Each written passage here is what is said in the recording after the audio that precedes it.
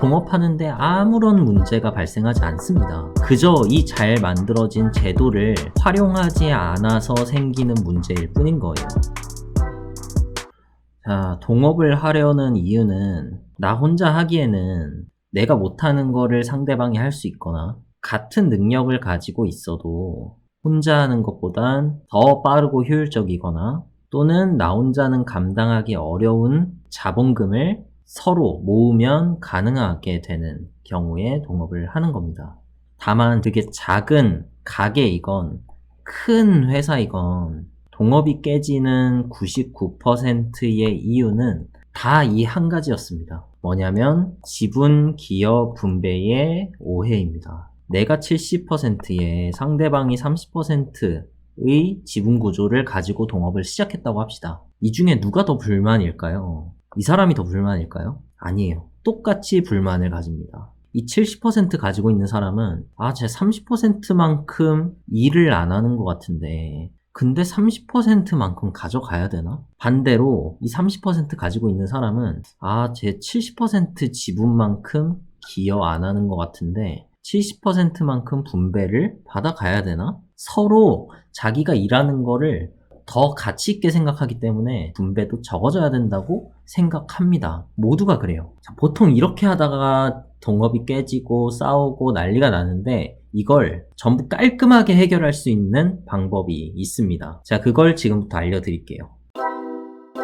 그 방법은 소유, 노동, 경영을 분리하는 겁니다. 자, 뭐냐면 소유는 투자한 만큼 가져가면 됩니다. 내가 7천 투자하고 너가 3천 투자했으면 지분율은 7대 3인 겁니다. 소유는 딱 여기까지입니다. 소유자들이 꼭 회사에서 일할 필요는 없어요. 자, 근데 회사에서 일을 하면 그건 노동의 영역입니다. 노동은 일한 만큼 급여로 받아가면 됩니다. 자, 이때는 근로계약에 따라서 급여가 책정되는 겁니다. 보통 사업 초기에 돈을 조금 벌면은 더 가져가고 못 벌면은 못 가져가고 이런 식으로 대충대충 처리를 하는데 그건 엄연히 근로계약 위반인 거죠. 이번 달에 급여를 못 받았으면 그거는 가지급금으로 회계장부상 남아있어야 되고 언젠가는 줘야 됩니다. 그건 노동을 한 사람들한테 해당이 되는 거지 주주라고 해서 줘야 된다? 경영자라고 해서 안 받아도 된다? 이런 개념이 아니에요. 대표이사도 급여를 정해놓고 일한 만큼 정해진 계약에 따라 급여를 받아야 됩니다.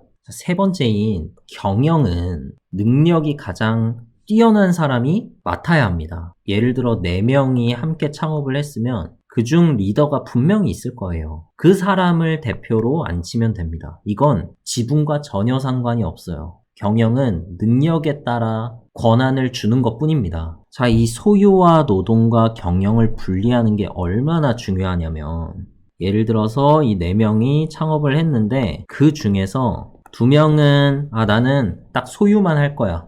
노동과 경영은 난 안 해. 그리고 1명은 난 소유도 하고 내가 능력이 잘 뛰어나니까 내가 경영을 할게 라고 모두가 동의를 했고 나머지 1명은 자본금이 없었어요. 초기 투자금이 없어서 난 소유는 하지 않지만 이 안에서 노동을 열심히 할게. 대표의 말 잘 따르고 난 이 회사를 위해서 노동자로서 최선을 다할 거야. 이런 식으로 세팅이 됐는데 어느 날 이 3번이 경영에 문제가 있다는 거를 다른 모든 사람들이 동의하는 거예요. 그래서 이 사람이 경영자에서 쫓겨났어. 그 경영자를 4번이 맡기로 했어요. 그랬을 때 이 3번이 소유자로서의 자격까지 박탈되는 건 아니에요. 이 사람은 이제부터 노동을 할 수도 있고 또는 소유만 할 수도 있는 겁니다. 이 사람이 초기 멤버라는 건 변함이 없고 경영에 대한 역할만 바뀌었을 뿐이지 다른 분야에서는 자기가 잘할 수 있는 영역을 찾아서 하면 돼요. 사실 제가 지금까지 이렇게 설명드렸던 건 법인이라는 좋은 제도에 따라서 모두가 이미 그렇게 하고 있습니다. 주주와 직원과 임원 이 세 파트의 역할이 곧 소유와 노동과 경영이에요. 각각마다 주주는 투자계약서로서 회사와 묶여있고 직원들은 근로계약서, 임원은 임원계약으로 회사와 묶여 있습니다. 분배는 주주는 배당과 시세 차익으로 자기의 이익을 실현할 수 있고 직원은 노동에 대한 대가, 급여를 받고 임원도 역시 급여를 받게 될 겁니다.